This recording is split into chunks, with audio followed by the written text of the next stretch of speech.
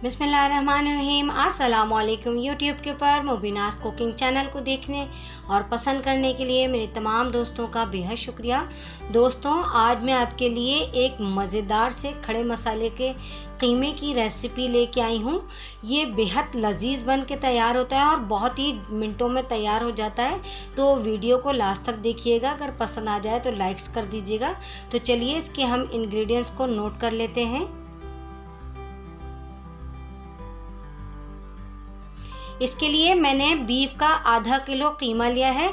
मेरे पास मशीन का निकला हुआ कीमा है, मगर इस रेसिपी के लिए हाथ का कुटा हुआ कीमा चाहिए होता है। अगर आपके पास हाथ का मोटा कुटा हुआ कीमा हो तो आप लोग वो यूज़ करके बनाइएगा। मेरे पास ये मशीन का कीमा था तो मैं इसको यूज़ करके बना रही हूँ। 1 प्याली मैंने प्याज लिए चॉप, 1 प्याली मैंने हरा धनिया लिया है चॉप, 3 से 4 हरी मिर्चें चॉप, 3 अदर टमाटरों को मैंने चॉप कर लिया है और 1 टेबल स्पून मैंने सॉल्ट का इस्तेमाल किया है और 4-5 साबुत मिर्चों को बीच से कट कर दिया है और 2 टेबल स्पून मैंने जिंजर गार्लिक चॉप कर लिया है। कुछ गरम मसाला जिसमें ज़ीरा 1 टीस्पून, थोड़ी सी काली मिर्चें, 3-4 लौंगे और 1 बड़ी इलायची। आइए इसको बनाना स्टार्ट करते हैं।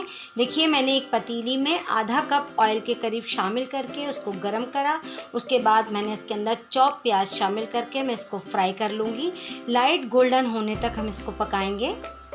इसके बाद हम इसके अंदर खड़ा गरम मसाला यूज़ करा है जो मैंने ज़ीरा 1 टीस्पून, 1 बड़ी इलायची, 4 से 5 लौंगे और 10-12 काली मिर्चों का इस्तेमाल करा है, वो मैंने इसमें शामिल कर दिया है। उसको भी मैं प्याज के साथ लाइट गोल्डन कर लूँगी।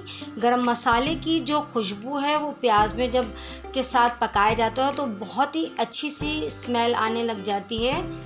इसके बाद हम इसके अंदर कीमा शामिल कर दिया है मैंने। उसको मैं प्याज के साथ अच्छी तरीके से तेज़ फ्लेम पे भून रही हूँ। हम भुना हुआ कीमा बना रहे हैं बिल्कुल खड़े मसाले की रेसिपी से। ये बेहद लजीज बनता है फ्रेंड्स। तो मैं इसको इतना भूनूंगी कि इसमें से स्मेल जो एक गोश्त में आती है बीफ की वो ख़त्म हो जाए। इसके बाद मैंने इसके अंदर चॉप लहसुन अदरक, चॉप टमाटर और साबुत लाल मिर्चों को जो मैंने बीच से कट कर लिया था वो मैंने इसमें शामिल कर दिया है और नमक 1 टेबल स्पून शामिल करके मैं तमाम मसाले के साथ कीमे को अच्छी तरीके से भूनूंगी।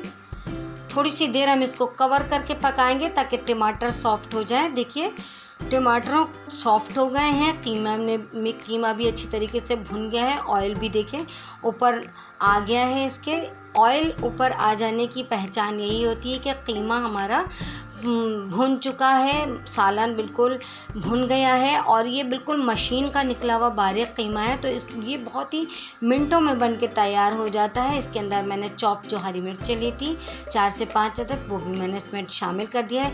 ये इसका नाम इस रेसिपी का खड़े मसाले का कीमा है तो इसलिए तमाम चीज़ें इसमें चॉप शामिल होती हैं।